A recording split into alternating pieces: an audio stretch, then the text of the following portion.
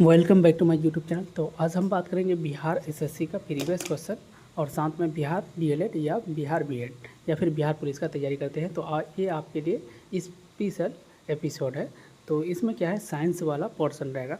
तो first question है, जल वाष्प में भंडारित ऊष्मा है। तो भंडारित ऊष्मा क्या है, विशिष्ट ऊष्मा या गुप्त ऊष्मा या निरपेक्ष ऊष्मा या फिर अपेक्षित ऊष्मा। तो इसका आंसर होगा ऑप्शन नंबर बी हो जाएगा, गुप्त ऊष्मा।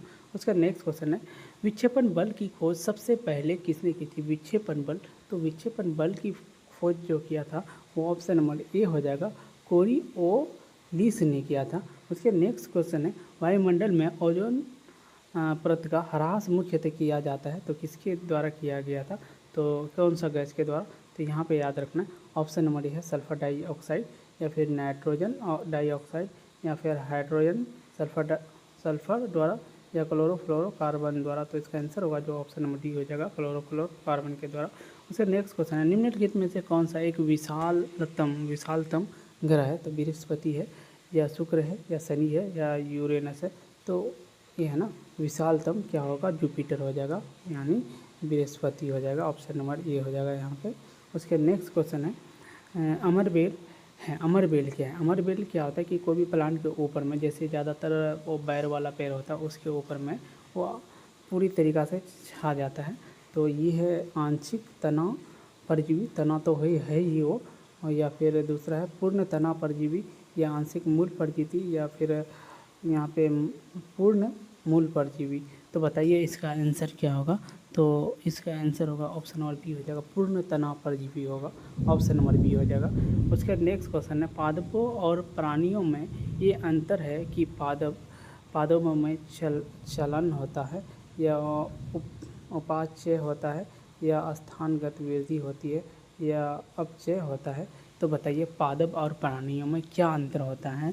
तो पादप और प्राणियों में अंतर होता है, स्थानगत वृद्धि होती है, याद रखना, ऑप्शन नंबर सी हो जाएगा। उसके नेक्स्ट क्वेश्चन है, हृदय का काम है ऊतकों को ऑक्सीजन पहुंचाना या फिर ऊतकों से कार्बन डाइऑक्साइड ले जाना या फिर अपशिष्ट द्रवों का उत्सर्जन या फिर रुधिर को शरीर के विभिन्न अंगों में पंप करना। तो 57 का आंसर होगा यहाँ पे ऑप्शन नंबर डी हो जाएगा, रुधिर को शरीर के विभिन्न अंगों में पंप करना, ऑप्शन नंबर यहाँ पे डी होगा। उसके बाद नेक्स्ट क्वेश्चन है, यहाँ पे मानव रक्त का रंग लाल होता है। तो मानव रक्त का जो रंग होता है वो लाल किसके कारण होता है पूछा है। तो यहाँ पे दिया है मायोग्लोबिन के कारण या फिर हीमोग्लोबिन के कारण या इम्यूनोग्लोबिन के कारण या फिर हेप्टोग्लोबिन के कारण। तो यहाँ पे याद रखना हीमोग्लोबिन के कारण जो होता है मानव रक्त का रंग लाल होता है। उसके नेक्स्ट क्वेश्चन है, ब्रेक का प्रक्रियात्मक यूनिट है।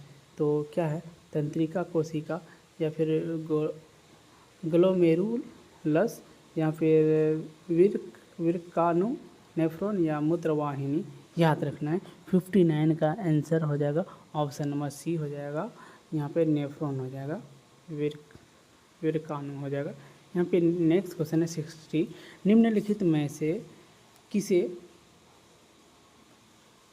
कोशिका का ऊर्जा केंद्र कहा जाता है। तो यहाँ पे पूछा है कोशिका का ऊर्जा केंद्र न्यूक्लियस को कहा जाता है या फिर लाइसोसोम को कहा जाता है या क्रोमोसोम को कहा जाता है या माइटोकॉन्ड्रिया को कहा जाता है 60 का। तो यहाँ पे 60 का जो आंसर होगा वो ऑप्शन नंबर डी हो जाएगा, माइटोकॉन्ड्रिया। ठीक है। उसका नेक्स्ट क्वेश्चन है, एक्वायर्ड यहाँ पे इम्यूनो डिफिशियंसी सिंड्रोम निम्न के कारण होता है। तो प्रोटोजोआ के कारण, वायरस के कारण, फंगस के कारण या बैक्टीरिया के कारण। तो इसका आंसर होगा वायरस के कारण होता है, किसके कारण, वायरस के, ऑप्शन नंबर बी। उसका नेक्स्ट क्वेश्चन है, निम्नलिखित में से कौन सा प्रक्रम वायु में कार्बन डाइऑक्साइड की मात्रा को नहीं बढ़ाता है। तो कार्बन डाइऑक्साइड की मात्रा को कौन नहीं बढ़ाता है, श्वसन नहीं बढ़ाता है, प्रकाश संश्लेषण नहीं बढ़ाता है, पेट्रोल का जलना या वनस्पति का वायवीय क्षय। तो इसका आंसर होगा वो ऑप्शन नंबर बी होगा, पेट्रोल को प्रकाश संश्लेषण, ऑप्शन नंबर बी होगा प्रकाश संश्लेषण। उसके नेक्स्ट क्वेश्चन है कौन सा विटामिन हमारे शरीर में सबसे अधिक तीव्र से बनता है, कौन सा है जो बहुत ज़्यादा तीव्र से बनता है? विटामिन ए बनता है या विटामिन बी या विटामिन सी या विटामिन डी? बताइए इसका आंसर क्या होगा? तो इसका आंसर होगा वो ऑप्शन नंबर डी होगा, विटामिन डी। विटामिन डी का कैसे बन जाएगा आप बताइए, कोई भी एग्जांपल बताइए विटामिन डी बनने के लिए। आप धूप में चले जाइए, आपका विटामिन डी बहुत ज़्यादा बन जाएंगे। तो विटामिन डी बहुत ज़्यादा इंक्रीज होता है हमारी बॉडी में, याद रखना है। उसका नेक्स्ट क्वेश्चन है निम्नलिखित में से कौन सी धातु मुक्त अवस्था में पाई जाती है? मुक्त अवस्था में सोना या फिर लोहा या जस्ता या सीसा? तो 64 का आंसर होगा वो ऑप्शन नंबर ये हो जाएगा, सोना होगा। यानी मुक्त मतलब धातु मुक्त अवस्था में पाई जाती है तो सोना में पाई जाती है। उसके नेक्स्ट क्वेश्चन है तांबा किसके द्वारा शुद्ध होता है? तांबा जो होता है किसके द्वारा? तपाने से या ऑक्सीकरण से या फिर विद्युत अपघटन से या मंडल परिष्करण से? तो बताइए 65 का आंसर होगा वो आंसर हो जाएगा ऑप्शन नंबर सी हो जाएगा, विद्युत अपघटन से हो जाएगा ऑप्शन नंबर सी।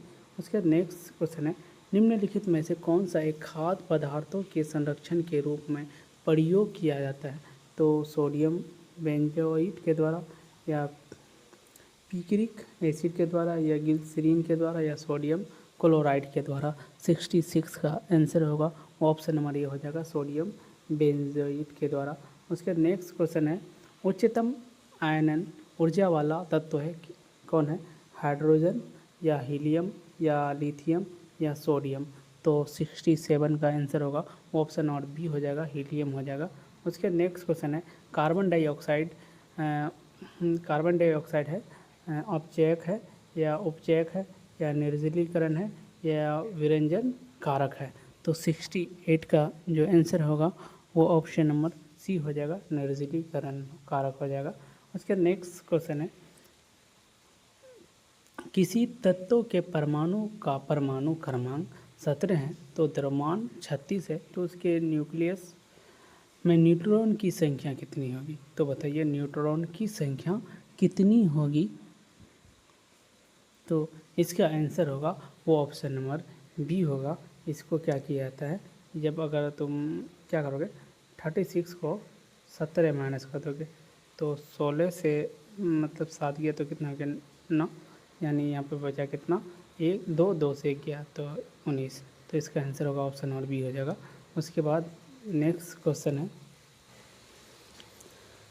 है रेडियो तरंगों के संचरण के लिए प्रयुक्त वायुमंडल का स्तर है तो वर्णमंडल है या फिर क्षोभ मंडल है यानी आयन मंडल या फिर समताप मंडल?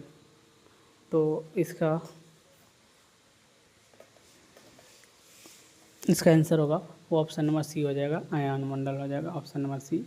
उसके बाद नेक्स्ट क्वेश्चन है प्रबंधकों में ऋणात्मक पुनर्भ्रमण है तो पुनर्भ्रमण किसमें? बैंड की चौड़ाई को बढ़ाता है और सौर को घटाता है। उसका नेक्स्ट पॉइंट दिया है बैंड की चौड़ाई को घटाता है और सौर को घटाता है, दोनों को घटाता है। यहाँ पे दिया है बैंड की चौड़ाई को बढ़ाता है और सौर को बढ़ाता है, यहाँ पे दोनों को बढ़ाता है, यहाँ पे दोनों को। तो यहाँ पे बैंड की चौड़ाई को घटाता है और सौर को बढ़ाता है। तो इसमें क्वेश्चन को देखना है पर तो यहाँ पे ना जो इसका आंसर होगा वो ऑप्शन नंबर ये हो जाएगा, बैंड की चौड़ाई को बढ़ाता है और सौर को घटाता है। यहाँ पे अपोजिट काम करेगा, प्रबंधकों में ऋणात्मक पुनर्भरण होता है तो बैंड की चौड़ाई को बढ़ा करके और सौर को घटा करके। उसके नेक्स्ट क्वेश्चन है विद्युत धारा से लगी आग को बुझाने के लिए, यहाँ पे पूछा है विद्युत धारा, याद रखना है जल का प्रयोग नहीं किया जा सकता है क्योंकि उससे इलेक्ट्रोक्यूशन हो सकता है, उससे जल अपघटन हो सकता है, उससे विद्युत अपघटन हो सकता है, उससे तारों में खराबी आ सकती है। तो 72 का आंसर होगा उससे इलेक्ट्रोक्यूशन हो सकता है। तो ऑप्शन नंबर यहाँ पे क्या होगा ये हो जाएगा। उसके नेक्स्ट क्वेश्चन है पारदर्शी किस सिद्धांत पर काम करता है? जो है पारदर्शी होता है वो किस सिद्धांत पर काम करता है? तो अपवर्तन के सिद्धांत पर या पूर्ण आंतरिक परावर्तन के कारण या विवर्तन के कारण या परावर्तन के कारण। तो 73 का आंसर जो होगा वो ऑप्शन नंबर बी हो जाएगा, पूर्ण आंतरिक परावर्तन के कारण होता है। ठीक है, याद रखना है पारदर्शी का नियम। उसका नेक्स्ट क्वेश्चन जो है यहाँ पे ताम्र की डिस्क में एक छेद है। क्या है? ताम्रे की डिस्क में एक छेद है। यदि डिस्क को गर्म किया जाए तो छेद का आकार बढ़ जाता है या घटता है या उतना ही रहता है, पहले बढ़ता है फिर घटता है। तो बताइए इसका आंसर। तो इसका जो आंसर होगा वो बढ़ जाता है, ऑप्शन नंबर ए हो जाएगा। उसके बाद ये क्वेश्चन मतलब जो साइंस पोर्शन था वो साइंस पोर्शन का लास्ट क्वेश्चन है। वाहन चालन हेतु पार्श्व दृष्टि दर्पण होता है, किसका होता है? वाहन चालन साधारण, अवतल, उत्तल या प्रतिलोमित। तो इसका आंसर होगा वो उत्तल हो जाएगा। देखिए ये जो साइड मिरर जो होता है ना वो उत्तल दर्पण का होता है। अगर मान लो कि कोई बस उस है, कार है, उसका साइड मिरर, और उसी का हेड जो लाइट होता है वो अवतल दर्पण का होता है। अगर हेड लाइट पूछेगा तो अवतल दर्पण होता है, और साइड मिरर पूछता है तो क्या होता है? वो उत्तल दर्पण होता है। याद रखना है, ठीक है। और ये जो है मैथ का क्वेश्चन है। तो गाइज़ अगर अभी तक आप लोग चैनल को सब्सक्राइब नहीं किए हैं तो चैनल को सब्सक्राइब करना है और वीडियो को लाइक करना है। तो गाइज़ मिलते हैं नेक्स्ट वीडियो में, जब तक के लिए आप लोग